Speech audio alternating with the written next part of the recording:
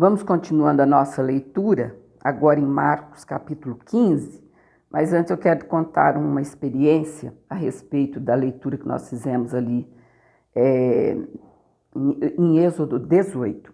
Ontem, que toda quarta-feira é culto de ensino lá na nossa congregação, aí o pastor Iris fica assim várias horas estudando, meditando, buscando o estudo da parte de Deus. E quando já estava assim, bem no final da tarde, era mais ou menos umas 6 horas, um irmão ligou para ele dizendo que queria estar lá no Templo Central para pegar umas cadeiras para levar para a nossa congregação, porque dia 29, sábado agora, vai ter uma cruzada evangelística lá no bairro que o pastor Iris pastoreia. E aí ele já estava combinando de estar indo ajudar lá a carregar aquelas cadeiras. Eu olhei e falei, meu Deus, mas 6 horas? Ele ainda não terminou, está terminando o estudo. Eu falei, que horas você está pensando que está sendo agora? Aí ele disse, eu estou aqui estudando, não estou sabendo muito bem. Foi, são 6 horas, até você ir lá no Templo Central, ir lá na congregação, descarregar essa cadeira, voltar. Você ainda tem que terminar seu estudo. Se arrumar e ir para a igreja e estar lá 7 horas.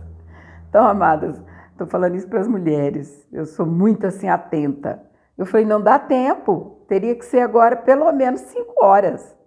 Então, nós temos que estar ao lado do nosso esposo o tempo todo ali, olha, ajudando, sabe? Porque ele estava meio por fora do horário. Ele foi ali, deu um branco pelo tempo que passou, ele não percebeu, entendeu? Então, são coisas mínimas que iria atrapalhar ele chegar no culto no horário certo. E ele não gosta de chegar atrasado na igreja. Porque o pastor tem que ser o primeiro que chega e o último que sai, não é sempre assim? Então, amadas, nós precisamos estar atentas quanto ao horário, em tudo na vida do nosso esposo. Nós somos ajudadoras. Então, a gente não faz nada mais do que a obrigação de estar atenta. Porque senão ele ia ficar perdidinho, ia chegar atrasado, aí não ia cumprir nem uma coisa nem outra. Então, Deus é tremendo e Ele pode nos dar sabedoria do alto para a gente administrar a nossa vida e a do nosso esposo. Tem como. Só buscar de Deus. Então, vamos lá. Jesus perante Pilatos. E, logo ao amanhecer, os principais dos sacerdotes e os anciãos e os escribas e todo o sinédrio tiveram conselho e, amarrando Jesus, o levaram e entregaram a Pilatos. E Pilatos lhe perguntou, tu és o rei dos judeus? E ele respondendo disse-lhes, tu o dizes. E os principais dos sacerdotes o acusavam de muitas coisas. Porém, ele nada respondia. E Pilatos o interrogou outra vez, dizendo, nada respondes? Vês quantas coisas testificam contra ti? Mas Jesus mais nada respondeu. De maneira que Pilatos se maravilhava. Ora, no dia da festa, costumava soltar-lhes um preso, qualquer que eles pedissem. E havia um chamado Barrabás, que, preso com outros amotinadores, tinham, num motim, cometido uma morte. E a multidão, dando gritos, começou a pedir que fizesse como sempre lhes tinha feito. E Pilatos lhes respondeu, dizendo, quereis que vos solte o rei dos judeus? Porque ele bem sabia que, por inveja, os principais dos sacerdotes o tinham entregado. Mas os principais dos sacerdotes incitaram a multidão para que fosse solto antes a Barrabás. E Pilatos, respondendo-lhes, disse outra vez, que quereis, pois, que faça daquele a quem chamais rei dos judeus? E eles tornaram a clamar, crucifica-o. Mas Pilatos lhes disse, mas que mal fez? E eles cada vez clamavam mais, crucifica-o. Então Pilatos, querendo satisfazer a multidão, soltou-lhes Barrabás e, açoitado Jesus, o entregou para que fosse crucificado. E os soldados o levaram para dentro do palácio, à sala da audiência, e convocaram toda a corte. E vestiram-no de púrpura, e, tecendo uma coroa de espinhos, lhe a puseram na cabeça. E começaram a saudá-lo, dizendo: Salve, Rei dos Judeus! E feriram-no na cabeça com uma cana, e cuspiram nele, e, postos de joelhos, o adoravam. E, havendo-o escarnecido, despiram-lhe a púrpura, e vestiram com as suas próprias vestes, e o levaram para fora, a fim de o crucificarem. A crucificação. E constrangeram um certo Simão Cirineu, pai de Alexandre e de Rufo, que por ali passava, vindo do campo, a que levasse a cruz, e levaram-no ao lugar do Gólgota, que se traduz por lugar da caveira, e deram-lhe a beber vinho com mirra, mas ele não o tomou. E, havendo-o crucificado, repartiram as suas vestes, lançando sobre ele sortes, para saber o que cada um levaria. E era a hora terceira. E o crucificaram, e por cima dele estava escrita a sua acusação: o Rei dos Judeus. E crucificaram com ele 2 salteadores, um à sua direita e outro à esquerda. E cumpriu-se a escritura que diz: e com os malfeitores foi contado.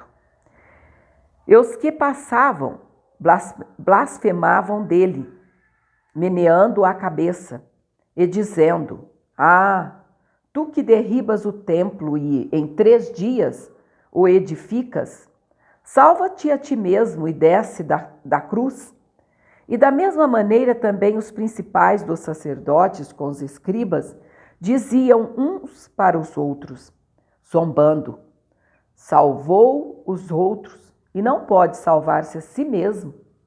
O Cristo, o Rei de Israel, desça agora da cruz, para que o vejamos e acreditemos. Também os que com ele foram crucificados os injuriavam. E, chegada a hora sexta, houve trevas sobre toda a terra, até a hora 9. E, à hora 9, Jesus exclamou com grande voz, dizendo: Eloi, Eloi, lama sabactani. Isso traduzido é: Deus meu, por que me desamparaste? E alguns dos que ali estavam, ouvindo isso, diziam: Eis que chama por Elias. E um deles correu a embeber uma esponja em vinagre, e pondo-a numa cana, deu-lhe a beber, dizendo: Deixai, vejamos se virá Elias tirá-lo. E Jesus, dando um grande brado, expirou. E o véu do templo se rasgou em 2, de alto a baixo. E o centurião que estava defronte dele, vendo que assim, clamando, expirava, disse: verdadeiramente este homem era o Filho de Deus. E também ali estavam algumas mulheres, olhando de longe, entre as quais também Maria Madalena e Maria, mãe de Tiago, o menor, e de José e Salomé, as quais também o seguiam e o serviam quando estava na Galileia, e muitas outras que tinham subido com ele a Jerusalém. A sepultura de Jesus. E, chegada a tarde, porquanto era o dia da preparação, isto é, a véspera do sábado, chegou José de Arimateia, senador honrado, que também esperava o reino de Deus, e ousadamente foi a Pilatos, e pediu o corpo de Jesus. E Pilatos se admirou de que já estivesse morto. E, chamando o centurião, perguntou-lhe se já havia muito que tinha morrido. E, tendo-se certificado pelo centurião, deu o corpo a José, o qual comprara um lençol fino e, tirando-o da cruz, o envolveu nele e o depositou num sepulcro lavrado numa rocha e revolveu uma pedra para a porta do sepulcro. E Maria Madalena e Maria, mãe de José, observavam onde o punham. Amados, nesse texto aqui de Marcos, ele dá um detalhe que Mateus não dá. Aqui no versículo de número 32, diz assim: também os que com ele foram crucificados o injuriavam. Em outro evangelho diz que um deles disse: você fala dessa forma, ou ao outro, né, que a Bíblia não diz o nome, só diz o nome daquele que aceitou, ele se chamava Dimas, me parece que é Dimas. E nós sim, nós estamos aqui porque nossos atos merecem, os nossos feitos fez com que a gente estivesse aqui. Mas aqui nesse versículo nos chama a atenção que no início os dois estavam zombando, estavam injuriando. Ou seja, aquele que no final aceita, ele também injuria Jesus no início da crucificação. Porém, lá no final ele reconhece. No finalzinho da vida ele ainda estava injuriando, mas no final de tudo ele reconhece que aquele era o Filho de Deus, realmente. Então, enquanto há vida, amados, há esperança. Não desanime de ministrar a palavra, de pregar a palavra em tempo e fora de tempo àqueles que te rodeiam.